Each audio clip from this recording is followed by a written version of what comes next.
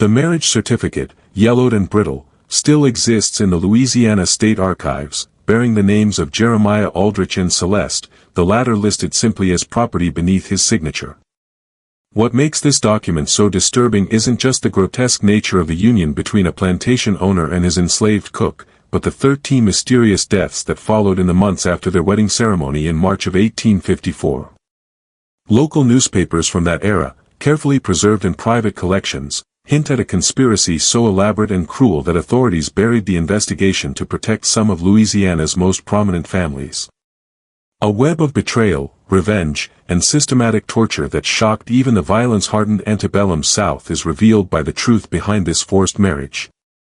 Before the story of Jeremiah Aldrich and the hellish fate that awaited him at Willowbrook Plantation continues, make sure to subscribe to our channel and let us know in the comments what state you're listening from.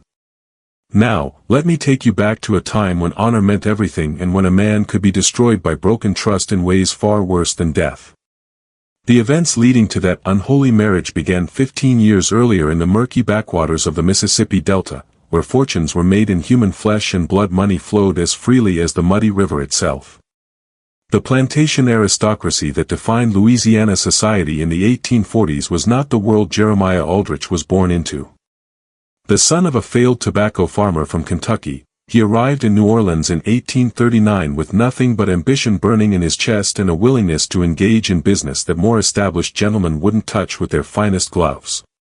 A social stigma was carried by the slave trade, even while legal, among the old Creole families, who preferred to maintain the fiction that their wealth came from sugar and cotton alone, not from the systematic buying and selling of human beings.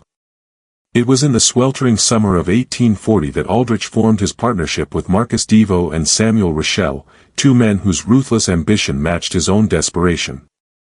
Money was needed by Devo, the youngest son of a declining sugar baron, to save his family's crumbling plantation from creditors. Invaluable knowledge of the illegal slave routes from Cuba and the Caribbean islands was possessed by Rochelle, a former ship captain who'd lost everything to yellow fever and bad investments. Together, they established what they called the Delta Trading Company. Operating from a warehouse on the outskirts of New Orleans, a place where the law's reach grew thin and questions weren't asked about the source of their merchandise, the business proved more profitable than any of them had dared imagine.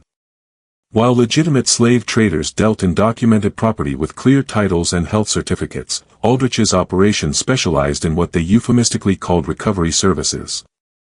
They purchased enslaved people who had escaped from failed plantations, bought kidnapped free blacks from corrupt bounty hunters, and, most lucratively, smuggled fresh captives from illegal ships that still crossed the Atlantic despite the official ban on the international slave trade.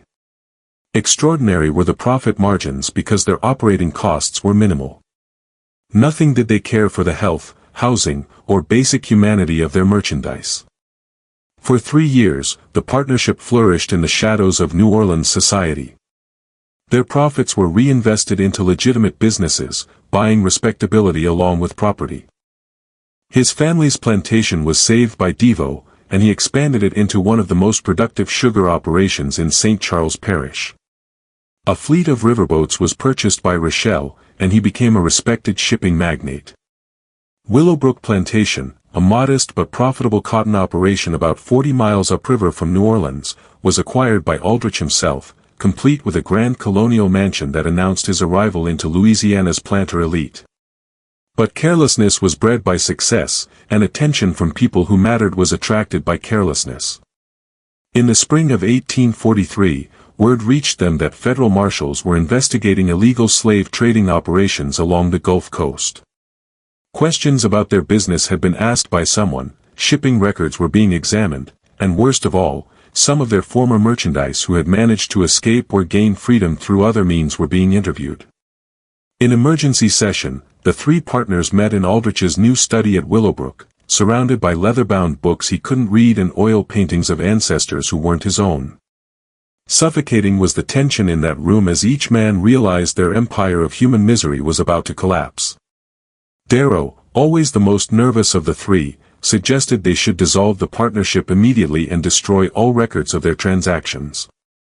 A more measured approach was argued for by Rochelle, with his sailor's pragmatism, shifting their assets offshore and waiting for the investigation to pass. But a different solution was had by Aldrich, one that revealed the true depths of his moral bankruptcy. He had already decided to eliminate his partners and steal their combined assets. But a plan that would remove suspicion from himself while silencing the two men who knew enough to destroy him was needed by him. With the cold clarity of pure evil, the solution came to him. He would murder both men and arrange the scene to suggest they had killed each other in a dispute over money. With Devo and Rochelle dead, he would be the sole survivor of a tragic business disagreement, free to disappear the evidence of their illegal activities while keeping all their accumulated wealth for himself. On a humid evening in June 1843, the murder took place at the warehouse that had served as their base of operations for 3 years. Under the pretense of planning their exit strategy from the slave trading business, Aldrich had arranged the meeting. Carefully, he chose the location. The warehouse district was largely abandoned after sunset, and the building itself was scheduled for demolition the following month as the city expanded its commercial port facilities. Early, Aldrich arrived, concealing a loaded pistol in his coat and a razor-sharp skinning knife in his boot. Brutally simple was his plan. Shoot Darrow first, then stage a knife fight with Rochelle that would end with both men dead and him claiming self-defense.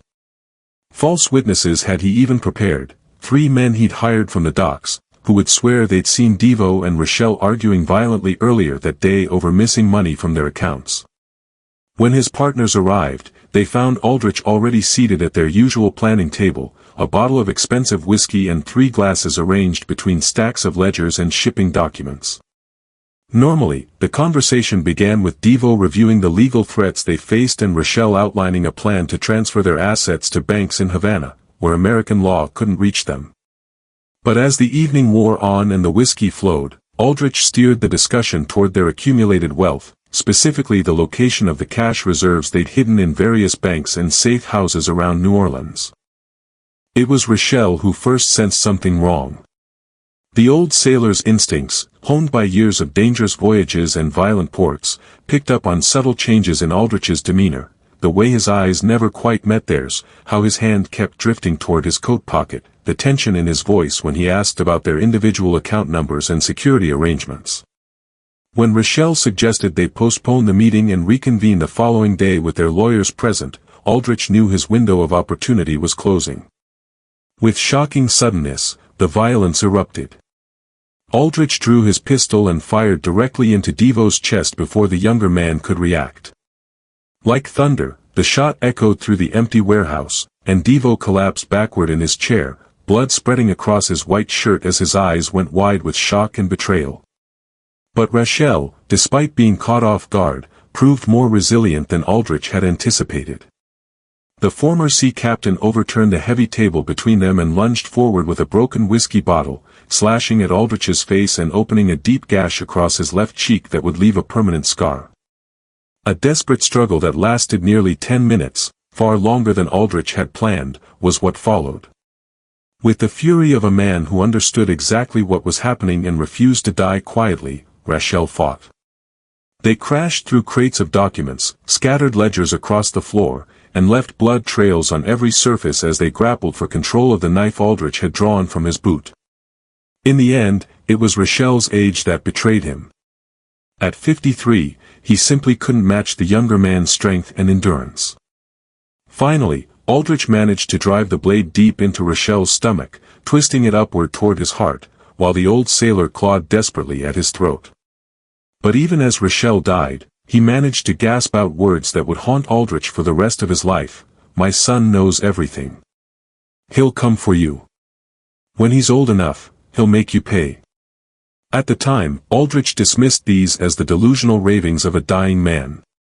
He had no idea that Marcus Devo's younger brother, Philippe, had been secretly documenting their illegal activities, or that Samuel Rochelle's 17-year-old son, Henri, possessed detailed knowledge of every transaction, every contact, and every crime the Delta Trading Company had committed over 3 years of operation. For the next 4 hours, Aldrich spent his time methodically arranging the crime scene to support his planned story. He placed Devo's body in a position suggesting the man had been shot while reaching for a weapon, then positioned Rochelle nearby with a bloody knife in his hand and defensive wounds that implied a struggle between the two victims. He scattered money around the room to suggest a dispute over finances, damaged the office safe to imply a robbery gone wrong, and even inflicted additional wounds on his own hands and arms to support his claim of being an innocent bystander caught in their violent confrontation. Exactly as paid, the false witnesses performed, testifying to police that they had seen Devo and Rochelle arguing earlier that evening about missing partnership funds. A corrupt dock worker claimed he'd heard shouting from the warehouse around the time of the murders, followed by gunshots and the sounds of a violent struggle. Most crucially, a convincing explanation for his presence at the scene had been prepared by Aldrich. He claimed he'd arrived to mediate the dispute between his partners, only to walk into a deadly confrontation that left him fighting for his own life. Overwhelmed by more pressing crimes and eager to close a case involving three relatively respectable businessmen, the New Orleans police accepted Aldrich's version of events with minimal investigation.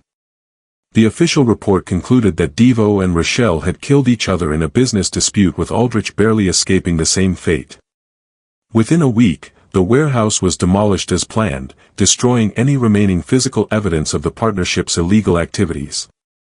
With his partners dead and their assets suddenly available for claiming, Aldrich moved quickly to consolidate his newfound wealth.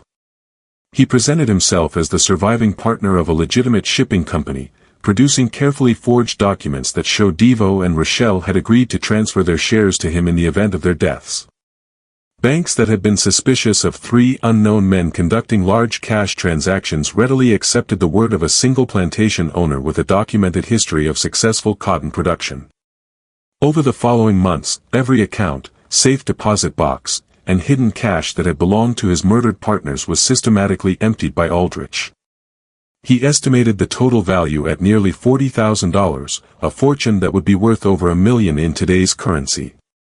More importantly, he had eliminated the only two people who could connect him to the Delta Trading Company's illegal operations, leaving him free to reinvent himself as a respectable member of Louisiana society.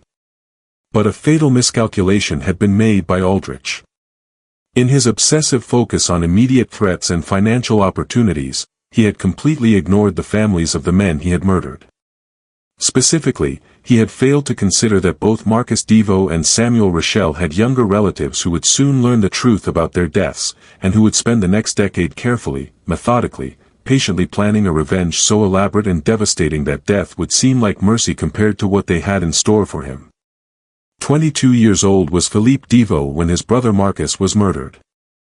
And unlike the older Devo men who had always prioritized immediate gratification over long-term planning, a calculating intelligence that made him far more dangerous than Aldrich ever imagined was possessed by Philippe. As Marcus' closest confidant and unofficial business manager, Philippe had maintained detailed records of every Delta Trading Company transaction, including coded ledgers that documented their illegal slave purchases, shipping manifests from prohibited Caribbean routes, and, most damning of all, correspondence with corrupt officials who had facilitated their operations. More importantly, Jeremiah Aldrich had never been trusted by Philippe. Something about the Kentucky newcomer's eagerness to engage in the most brutal aspects of their business had struck Philippe as excessive, even by the standards of men who trafficked in human flesh. Months before the murders, he had begun investigating Aldrich's background, discovering inconsistencies in his stated history and financial irregularities that suggested far more complex motivations than simple greed. When news of Marcus's death reached Philippe at the family's struggling plantation, his first reaction wasn't grief, but cold, calculating fury. To anyone who actually knew the three partners, the official story made no sense. Marcus, while desperate for money, was fundamentally cautious and would never have confronted Samuel Rochelle in a violent manner. Rochelle, despite his rough sailor's background, was a methodical businessman who resolved disputes through negotiation, not knife fights.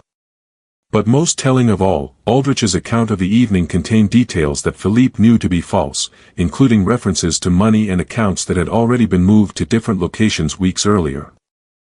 Within days of the funeral, his own investigation into the warehouse murders was begun by Philippe. Using contacts from his brother's business network, he interviewed dock workers, examined shipping records, and even bribed police officers to review the official evidence.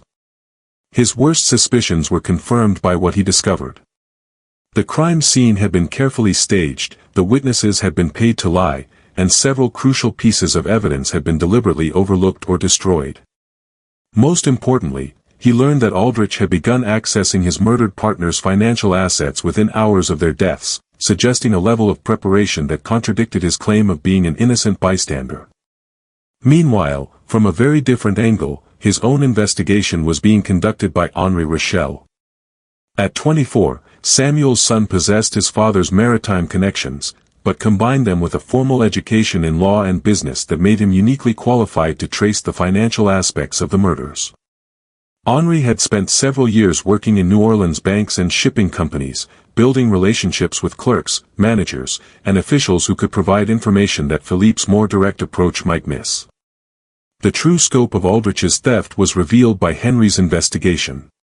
By carefully examining bank records, shipping manifests, and property transfers, he documented how the murderer had systematically looted every asset belonging to the Delta Trading Company partnership.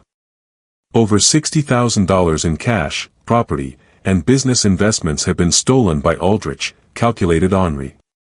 Wealth that represented years of illegal but profitable operations built on the suffering of hundreds of enslaved human beings.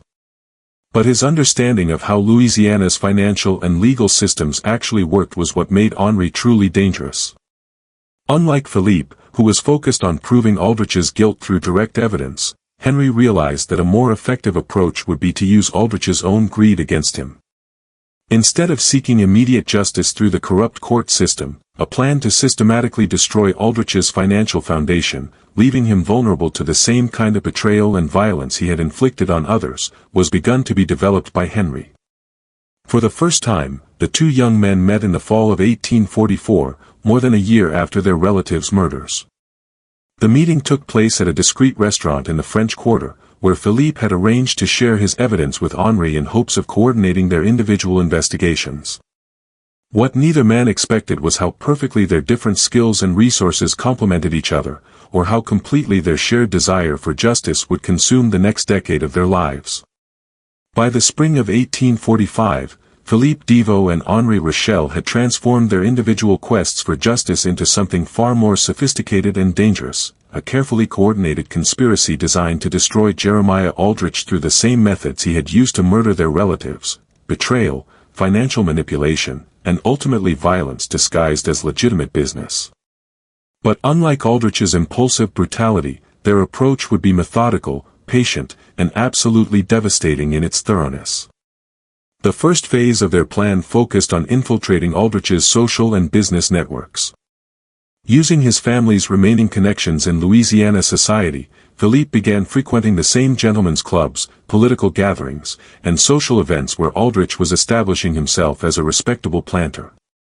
His goal wasn't to confront his brother's killer directly, but to study the man's habits, weaknesses, and, most importantly, his financial vulnerabilities.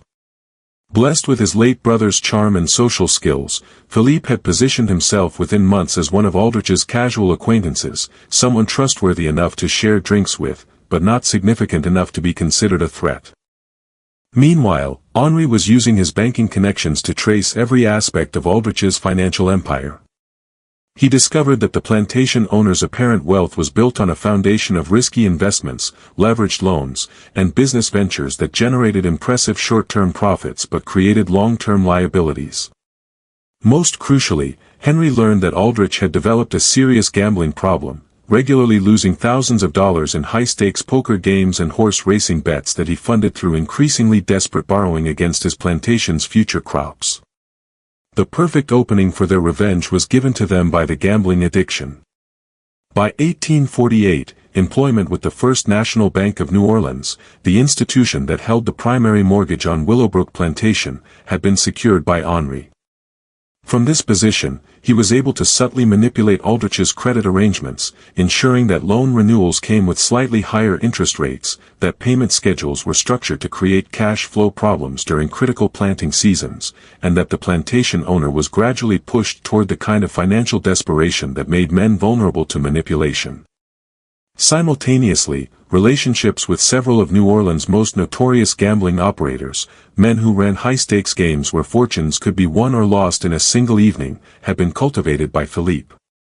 Through carefully placed bribes and promises of future favors, Philippe arranged for Aldrich to be invited to increasingly expensive games where the stakes were higher and the other players were secretly working together to ensure that the plantation owner would lose far more than he could afford. The beauty of their approach was its patience and subtlety.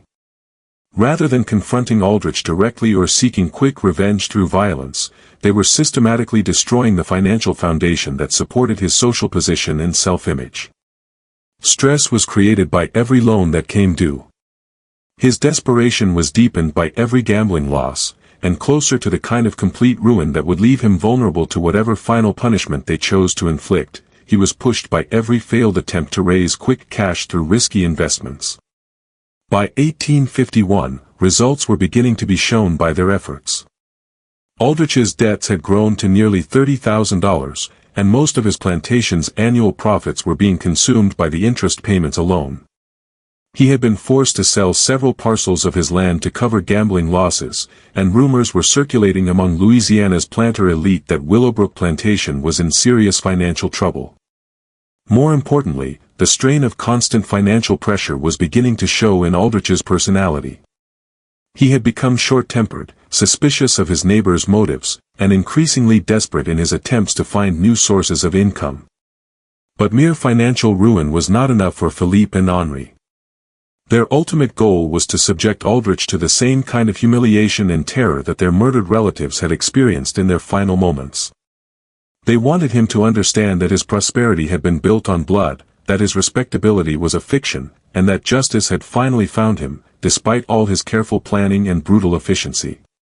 The final phase of their revenge would require them to push Aldrich beyond mere financial desperation into a position where he would be forced to accept whatever terms they offered, no matter how degrading or dangerous those terms might be. They needed him to be so completely trapped that death would seem preferable to the alternatives. But they also needed him alive long enough to fully appreciate the sophisticated nature of their vengeance.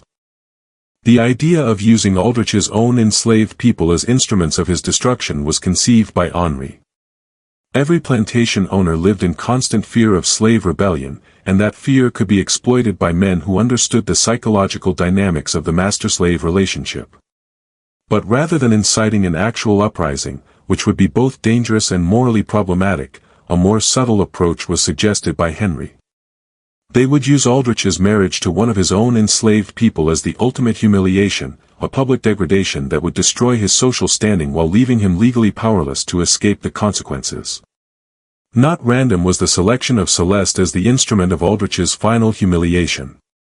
Philippe and Henri had spent months studying every person who lived and worked at Willowbrook Plantation, looking for someone whose forced marriage to their target would create the maximum possible social damage while also providing them with a reliable means of controlling Aldrich's ultimate fate.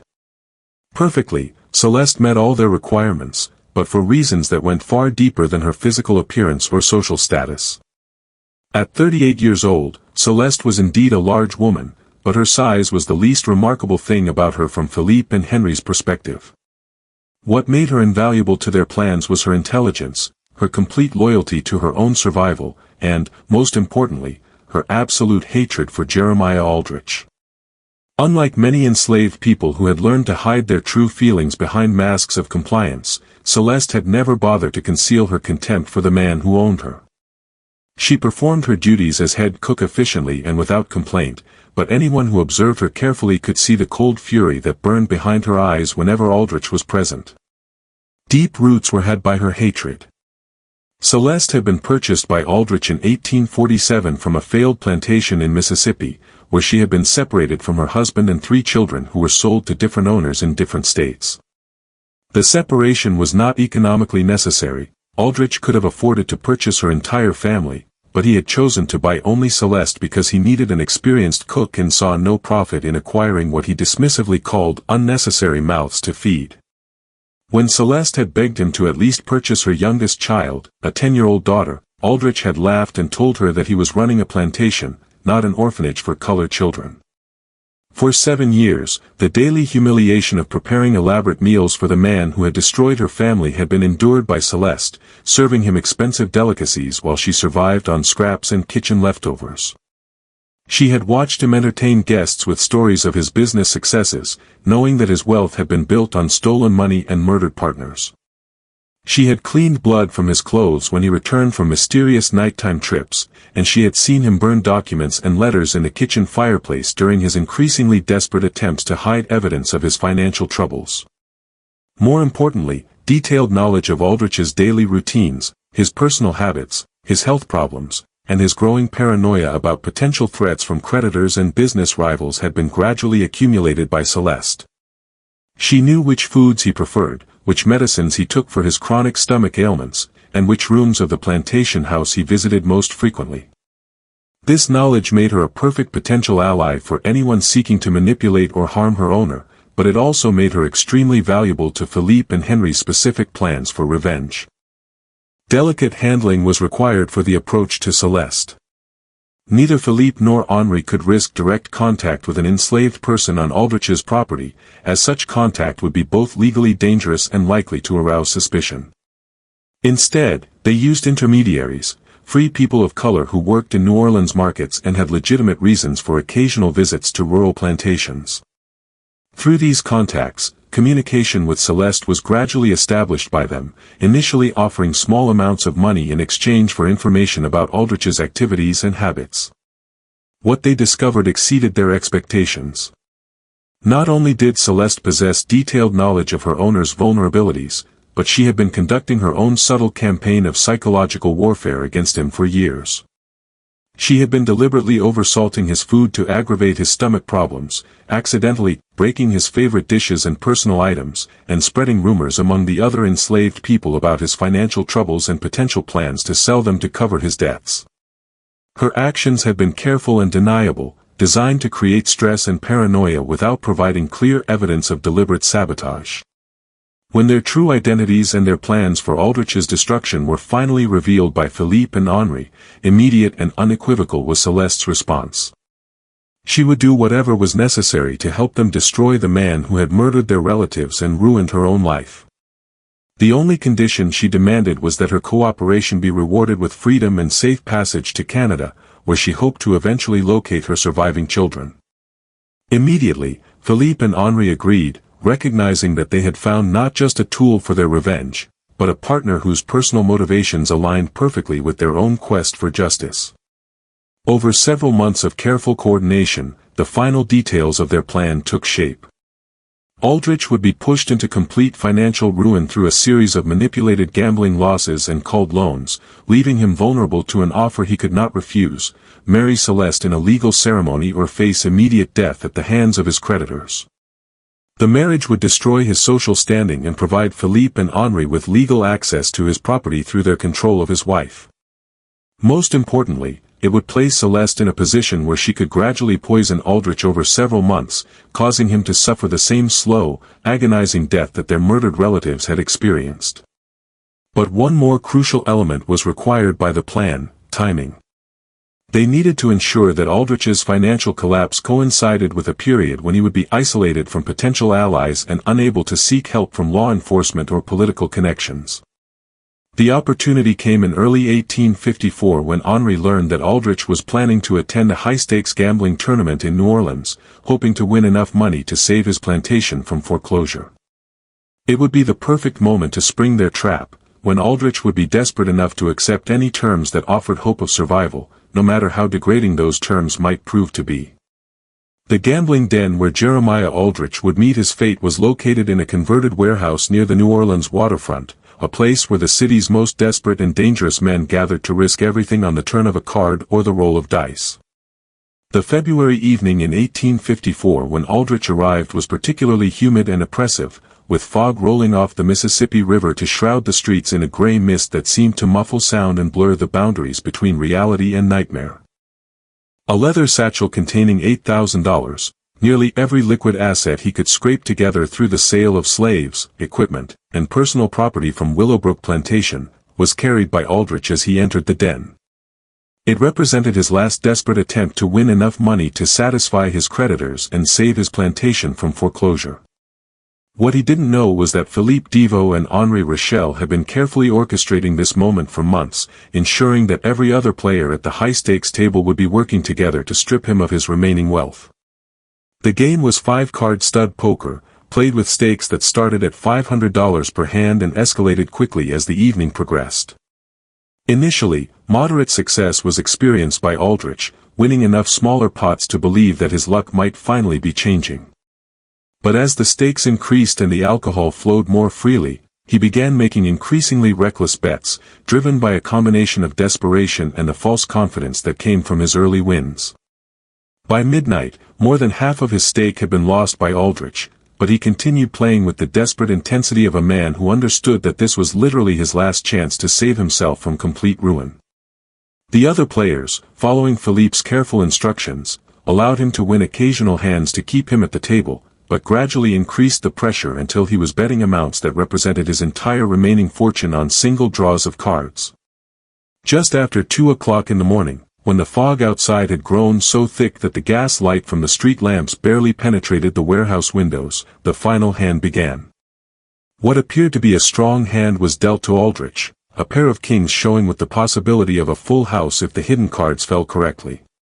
Confident that this was his moment to recover his losses and perhaps even win enough to solve his financial problems permanently, he pushed his remaining $3,000 into the center of the table.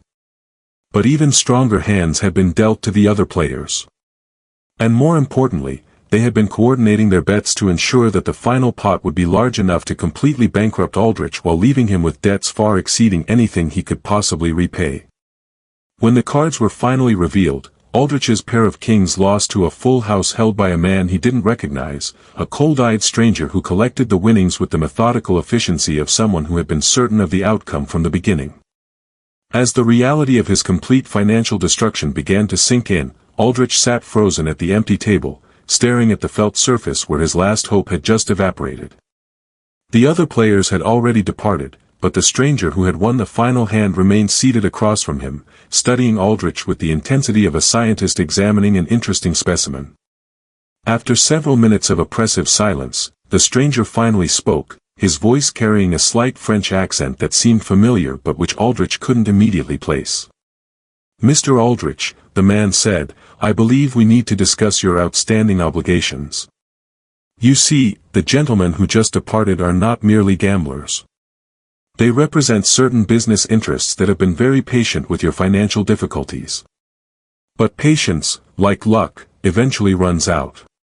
It was at this moment that Philippe Deveau stepped out of the shadows near the warehouse entrance.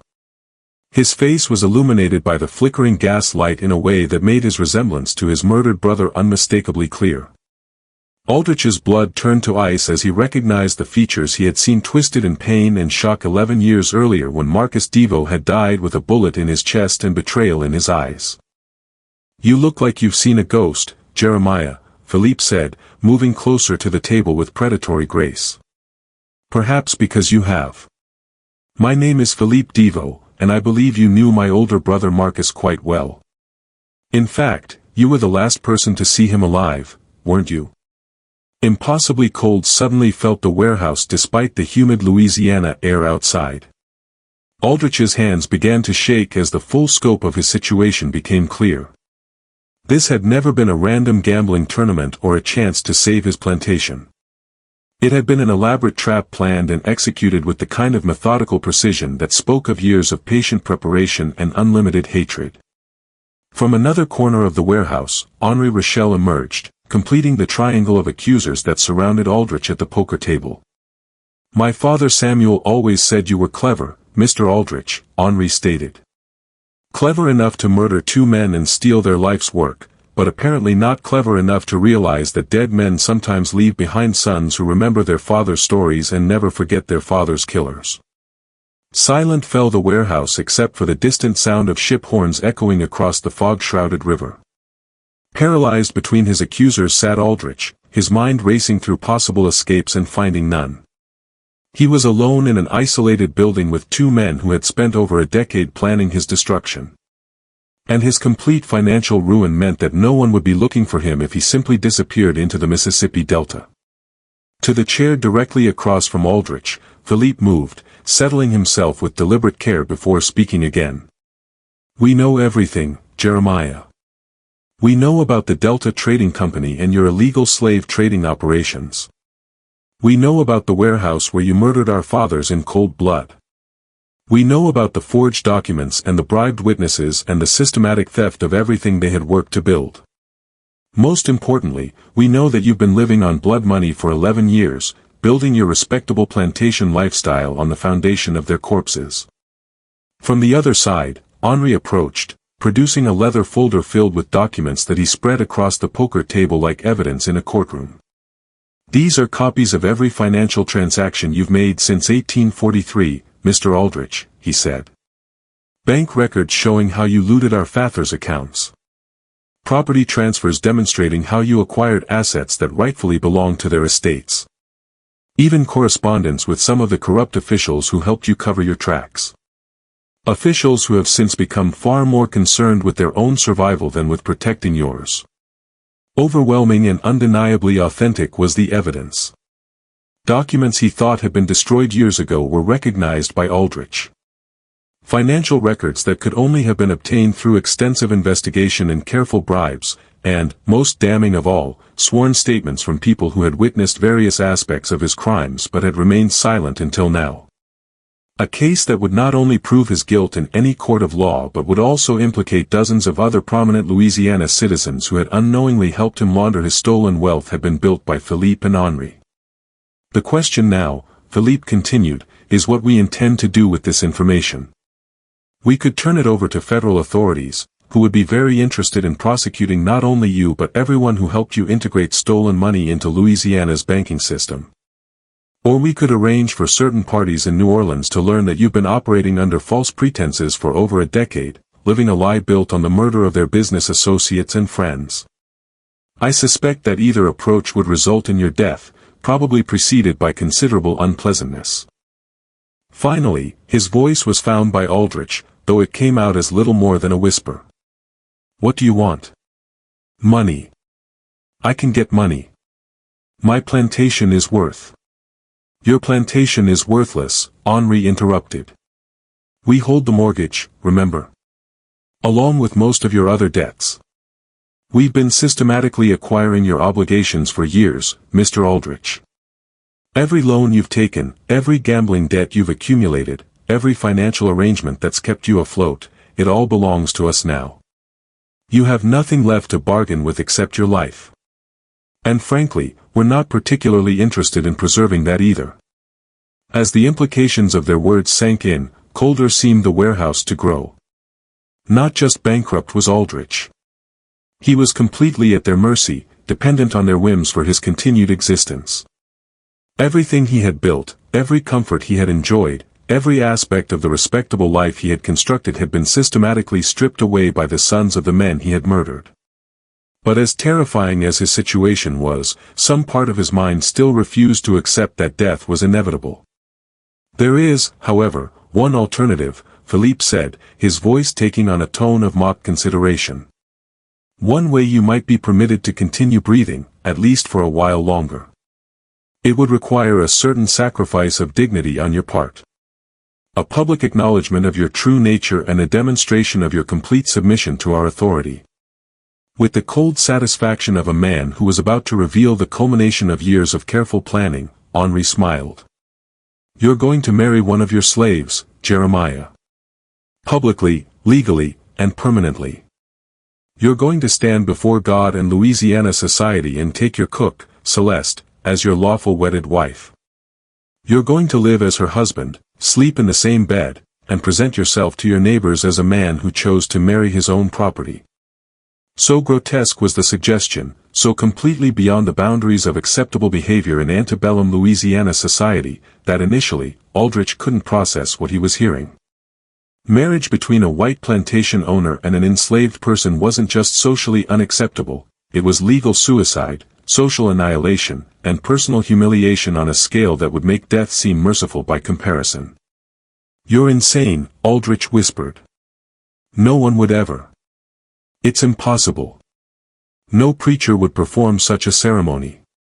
No court would recognize. Actually, we've already made the necessary arrangements, Philippe replied smoothly. There's a minister in Natchitoches Parish who's quite heavily in debt to certain gambling establishments. He's agreed to perform a completely legal ceremony, properly witnessed and documented. As for the courts, well, Louisiana law is quite clear that marriage contracts, once properly executed, are binding regardless of the circumstances under which they were created. You would be legally married to Celeste, with all the rights and obligations that entails. Across the table, Henri leaned forward, his eyes glittering with malicious satisfaction. The beauty of this arrangement, Mr. Aldrich, is that it gives you a choice. You can refuse our generous offer and face immediate consequences for your crimes, consequences that would involve considerably more physical pain than you might imagine. Or you can accept temporary humiliation in exchange for continued life, however degraded that life might become. Again, the warehouse fell silent as Aldrich wrestled with the impossible decision. Death would be final, but at least it would preserve some vestige of his reputation. His neighbors might remember him as a man who had gambling problems and business failures, but they wouldn't know the truth about his murders or his crimes. Marriage to Celeste, on the other hand, would destroy every aspect of his social identity while leaving him alive to endure years of public humiliation and private torment. How long, he finally asked. If I agree to this arrangement, how long would it last? A look that spoke of shared understanding and mutual satisfaction was exchanged by Philippe and Henri. For the rest of your natural life, Mr. Aldrich, Philippe stated. Marriage is a sacred bond, after all. Though, given your age and apparent health problems, we suspect that your natural life might not extend quite as long as you might hope. Clear and chilling was the implication. They weren't offering him a temporary humiliation followed by eventual freedom. They were offering him a slow death disguised as marriage, a prolonged torture that would destroy his spirit before finally claiming his body. But the alternative, immediate execution in a fog-shrouded warehouse with his body dumped into the Mississippi River, seemed even worse than whatever they had planned for him. Just when we thought we'd seen it all, the horror in this Louisiana warehouse intensifies. If this story is giving you chills, share this video with a friend who loves dark mysteries. Hit that like button to support our content, and don't forget to subscribe to never miss stories like this. Let's discover together what happens next. After what felt like hours, but was probably only minutes, Aldrich raised his head and looked directly at his tormentors. If I agree to this marriage, what guarantee do I have that you won't simply kill me anyway? None whatsoever, Henri replied with brutal honesty. But you do have our word that your death, when it comes, will be considerably more pleasant than what we had originally planned. Think of the marriage as an opportunity to demonstrate good behavior. Compliance will be rewarded with kindness.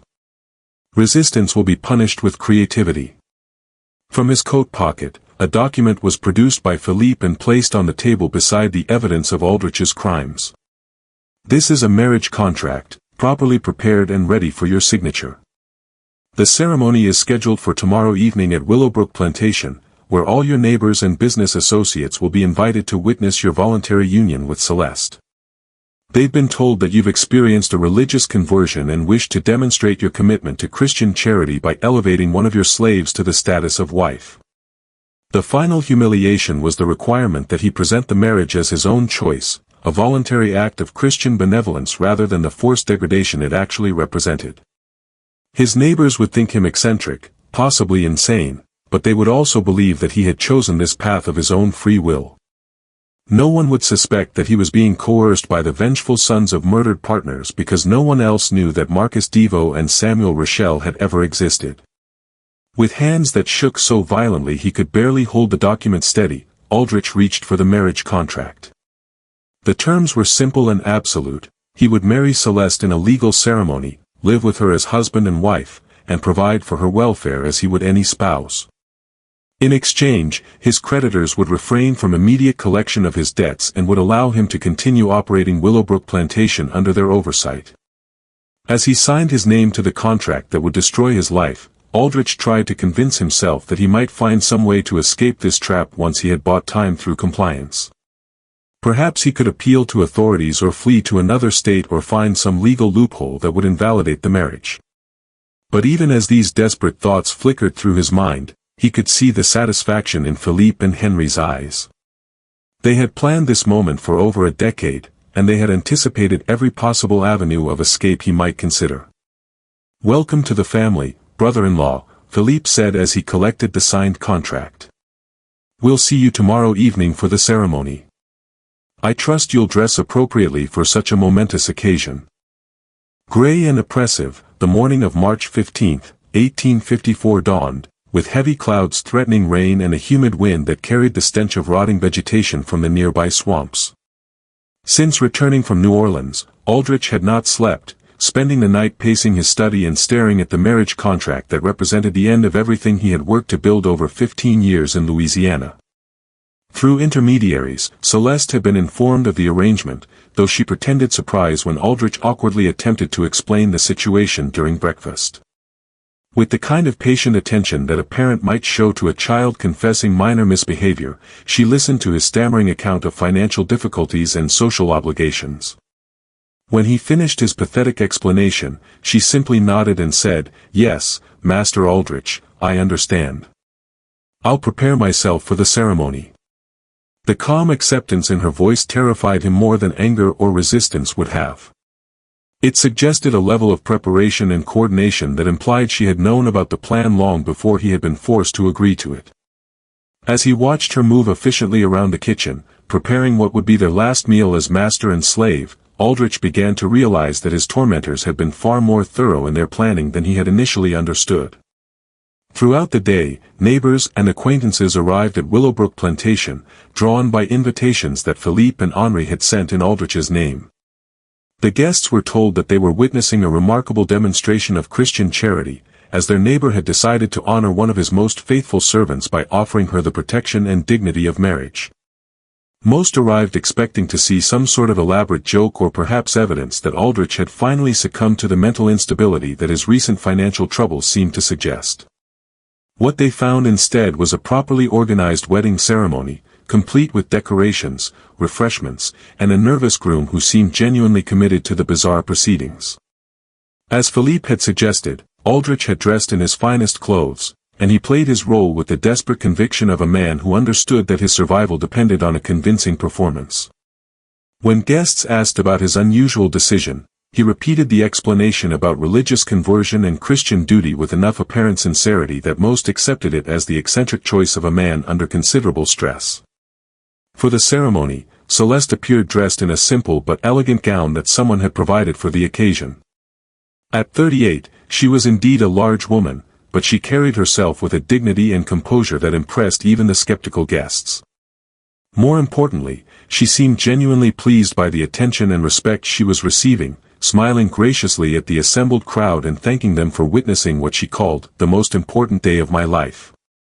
With professional efficiency, the minister from Natchitoches Parish performed the ceremony, reading the traditional vows and asking for the appropriate responses from both bride and groom. When he reached the part about speaking now or forever holding your peace, several guests shifted uncomfortably, but no one was brave enough to challenge what appeared to be a legal and voluntary union between consenting adults. Barely beyond the first row of witnesses did Aldrich's voice carry when he spoke his vows, but clear and confident were Celeste's responses. With the kind of conviction that made the ceremony seem almost normal, as if marriages between plantation owners and their former slaves were commonplace events in Louisiana society, she promised to love, honor, and obey her new husband. The most disturbing moment came when the minister pronounced them husband and wife and instructed Aldrich to kiss his bride. Pale went the plantation owner's face as he leaned forward to fulfill this final requirement, and for a moment it seemed as though he might collapse entirely. But with surprising gentleness, Celeste steadied him, rising on her toes to meet his lips in a brief, chaste kiss that sealed their legal union and began the final phase of his destruction. As the guests departed, most shaking their heads in bewilderment at what they had witnessed, Aldrich found himself alone with his new wife in the plantation house that had once represented his successful integration into Louisiana society. Suddenly foreign and threatening felt the building, as if the marriage ceremony had transformed familiar rooms into alien spaces where he no longer belonged. With the confidence of someone who understood that the power dynamic had shifted permanently, Celeste moved through the house. She began rearranging furniture and personal belongings with casual authority, making changes that emphasized her new status as mistress of the household. When Aldrich attempted to protest one of her decisions, she fixed him with a stare that contained years of accumulated hatred and quietly said, "We're married now, Jeremiah. Husband and wife, partners. I think it's time we started acting like it, don't you?" That first night, as they lay in the same bed that had once been his private sanctuary, Aldrich understood that his tormentors had devised a punishment far more sophisticated than simple death. They had trapped him in a daily reminder of his powerlessness, surrounded him with the constant presence of someone who knew exactly what he had done and exactly what he deserved. A calculated reminder that his comfortable life had been built on blood and theft would be every meal she cooked, every word she spoke, every gesture of apparent affection. But the true horror was yet to come. As Aldrich would soon discover, the marriage was not the culmination of Philippe's and Henry's revenge, it was merely the beginning of a slow, methodical destruction that would make his final moments in that warehouse seem merciful by comparison. With deceptive normality, the first month of marriage passed as Celeste settled into her new role with an efficiency that impressed even Aldrich's remaining neighbors. With firm authority, she managed the household staff, entertained the few visitors who still felt comfortable calling on Willowbrook Plantation, and maintained the social pretenses that allowed her husband to preserve some vestige of his former respectability. To outside observers, the unlikely marriage appeared to be functioning as well as any conventional union in rural Louisiana. But subtle changes in his daily routine that filled him with growing unease were beginning to be noticed by Aldrich. A slightly bitter aftertaste that he couldn't identify had been developed by his breakfast coffee, despite being prepared with the same beans and method Celeste had used for years. Vaguely nauseated and unusually tired left him feeling his evening meals, while expertly prepared and beautifully presented. Most disturbing of all, headaches and episodes of dizziness that seemed to worsen whenever he spent extended time in his wife's company had begun to be experienced by him. Initially, he attributed these symptoms to stress and the emotional toll of his degraded circumstances. The humiliation of his forced marriage combined with his awareness of his complete dependence on Philippe and Henry's continued mercy was certainly enough to cause physical problems. But as the weeks passed and his condition gradually worsened, Aldrich began to suspect that his symptoms might have a more deliberate cause. During a conversation with Dr. Hamilton Warren, Willowbrook's longtime physician, who had come to examine Aldrich after he collapsed during a business meeting with potential cotton buyers, his suspicions were confirmed. Symptoms consistent with chronic poisoning, specifically the gradual accumulation of toxic substances that were slowly destroying his digestive system and nervous functions, were revealed by Dr. Warren's preliminary examination. "Quite serious is your condition, Mr. Aldrich," Dr. Warren explained as he packed his medical instruments. "The symptoms suggest prolonged exposure to arsenic or a similar metallic poison. Such poisoning typically occurs over several months, with the victim experiencing increasing weakness, digestive problems, and neurological deterioration. Without immediate treatment and removal from the source of contamination, the condition is invariably fatal." Aldrich's worst fears about his wife's true intentions were confirmed by the diagnosis. With the same patient methodology that Philippe and Henri had used to destroy his finances and social standing, Celeste was systematically murdering him. Carefully measured doses, probably mixed into his food or drink, were being administered by her, creating a slow death that would appear natural to anyone who wasn't specifically looking for signs of deliberate harm. But both dangerous and pointless would be confronting Celeste directly. By her legal status as his wife, her apparent innocence of any wrongdoing, and, most importantly, her connections to the two men who controlled every aspect of his continued existence, she was protected. If he accused her of poisoning him, she could simply deny the charges, while Philippe and Henri arranged for more immediate and violent consequences for his paranoid accusations against their chosen instrument of justice. Instead, elaborate precautions to protect himself from further poisoning were begun to be taken by Aldrich. He started preparing his own meals in secret, using ingredients he personally selected and cooking utensils that he kept hidden in his study. Anything that Celeste had prepared was avoided drinking by him, relying instead on water from a well that only he could access. Most importantly, in a locked guest room rather than sharing the marital bed where his wife might have opportunities to administer poison while he was unconscious, he began sleeping.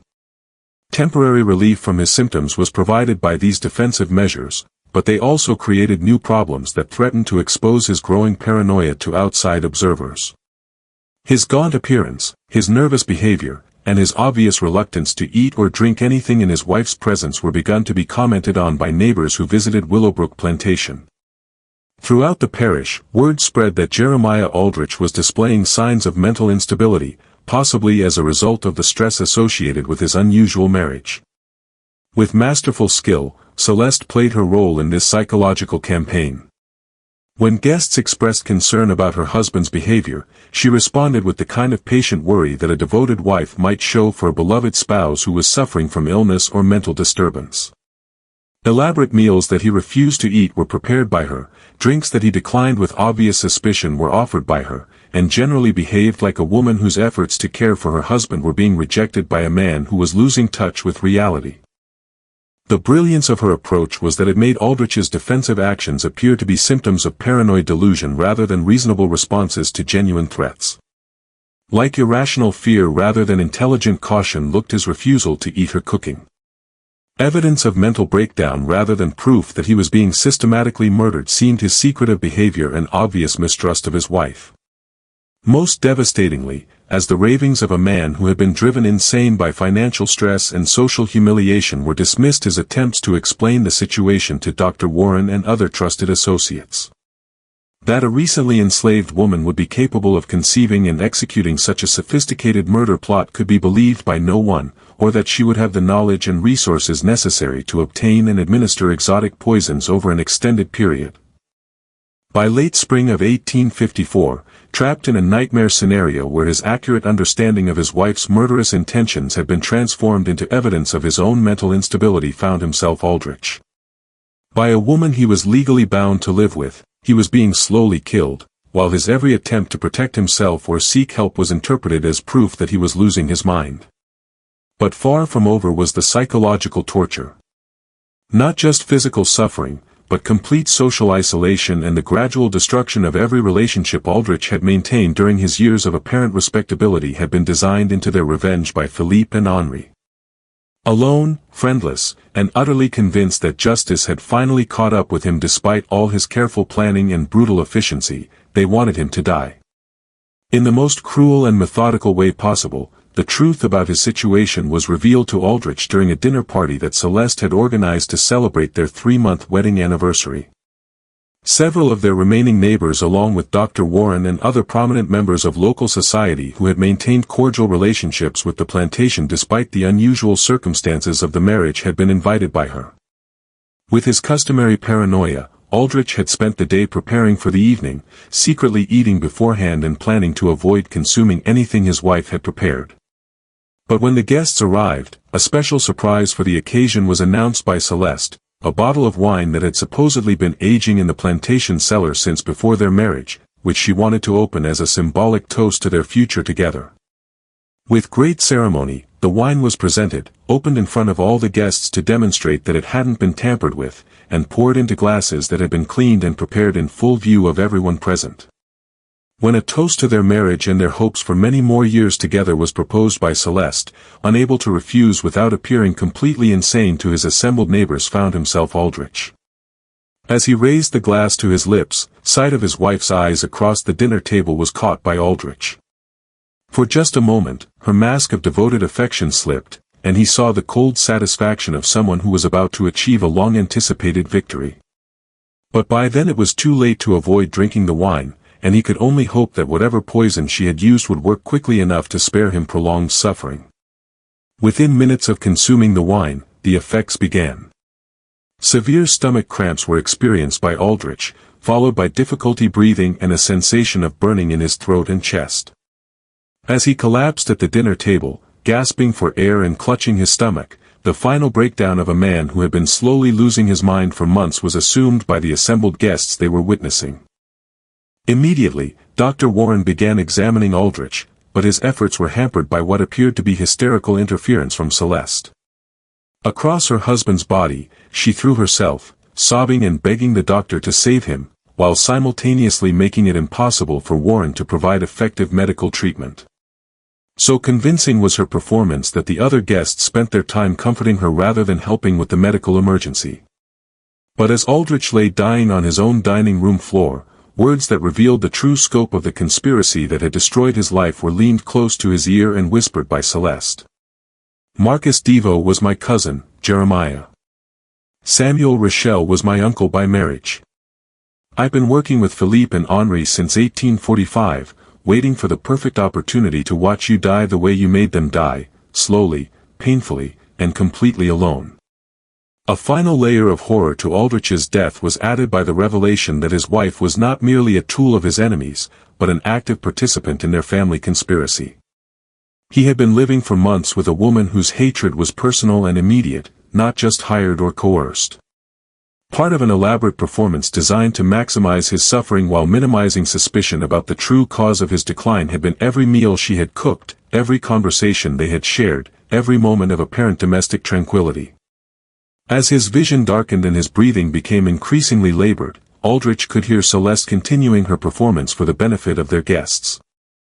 She was begging Dr. Warren to try harder, pleading with God to spare her beloved husband, and generally behaving like a woman whose world was collapsing around the loss of the man she loved. Comfort and support were being offered by the other guests, completely convinced that they were witnessing a tragic accident rather than the culmination of an 11-year quest for revenge.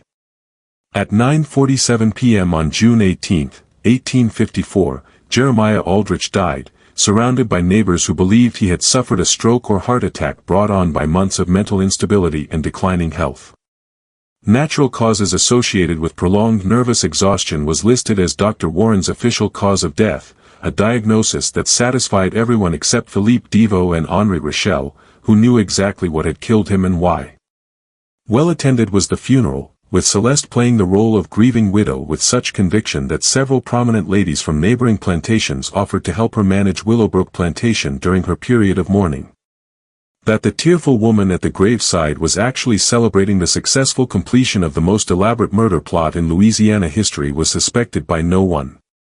But with Aldrich's death, the story didn't end. For every contingency, including the disposition of his property and the fate of his widow, had been planned by Philippe and Henri. As Aldrich's legal heir, Willowbrook Plantation along with all its debts and obligations was inherited by Celeste. Debts that, as they quickly reminded her, were now owed to them as representatives of various financial institutions. Within a month of the funeral, documents transferring ownership of the plantation to Philippe and Henri in exchange for forgiveness of the outstanding debts had been signed by Celeste. She then disappeared from Louisiana entirely, presumably heading north with enough money to start a new life as a free woman in a place where no one knew her history as either a slave or a murderous widow. No suspicions among Louisiana authorities, who were dealing with far more pressing concerns as the nation moved inexorably toward civil war, were raised by the official records of Jeremiah Aldrich's death and the subsequent transfer of Willowbrook Plantation. A minor footnote in local history, occasionally mentioned as an example of the eccentric behavior that financial stress could produce in otherwise respectable men, became the story of the plantation owner who had married his slave and then died of natural causes. But among certain families in New Orleans and the surrounding parishes, for generations, a different version of the story circulated quietly. This version spoke of a conspiracy so elaborate and patient that it had taken 11 years to reach completion, of a justice so perfectly calibrated that the punishment had matched the crime in both duration and suffering. Most importantly, it served as a warning about the dangers of betraying business partners, especially when those partners had relatives intelligent enough and ruthless enough to spend a decade planning the perfect revenge. Something remarkable in the context of antebellum Southern society had been achieved by Philippe Devo and Henri Rochelle. They had successfully prosecuted a murder case that no court would have touched, executed a death sentence that no judge would have imposed, and done it all through methods that left no evidence of their involvement. Patience, intelligence, financial resources, and, most importantly, a complete understanding of how Louisiana's social and legal systems actually functioned had been required for their success. The final evidence of how thoroughly Philippe and Henri had planned their revenge was provided by the transformation of Willowbrook Plantation after Aldrich's death. Rather than selling the property for profit, they converted it into a refuge for freed slaves and escaped bond people, creating exactly the kind of humanitarian institution that would have horrified the man who had built his fortune on human trafficking. A station on the Underground Railroad, helping enslaved people reach freedom in the northern states and Canada, became the plantation house that had once entertained Louisiana's elite. Not just symbolically appropriate but also practically invisible to local authorities was this transformation. Cover for the unusual activities at Willowbrook was provided by Philippe's and Henry's legitimate business connections, while their reputation as respectable Louisiana businessmen deflected suspicion from anyone who might have questioned the plantation's new purpose. They had used their enemy's own property to continue the fight against the institution that had made him wealthy, turning his legacy into a weapon against everything he had represented. But perhaps the most remarkable aspect of their revenge was how completely it had erased Jeremiah Aldrich from history. Unlike the victims of more conventional murders, who at least receive recognition as casualties of crime, Aldrich had been systematically eliminated from existence. His wealth had been redistributed to the families of his victims, his property had been converted to purposes that directly contradicted his values, his reputation had been destroyed through his own actions rather than through posthumous revelation of his crimes. Most importantly, the manner of his death had been designed to ensure that no one would remember him as anything more than a failed plantation owner who had made poor financial decisions and married unwisely. There would be no monuments to his memory, no family line to preserve his name, and no historical record of his actual accomplishments or crimes. He had been deleted from Louisiana history as thoroughly as if he had never existed at all. This mystery shows us that justice sometimes operates outside the boundaries of legal institutions, particularly in societies where those institutions are designed to protect the powerful at the expense of the vulnerable. What do you think of this story? Do you believe everything was revealed? Leave your comment below. If you enjoyed this tale and want more horror stories like this, subscribe, hit the notification bell, and share with someone who loves mysteries. See you in the next video.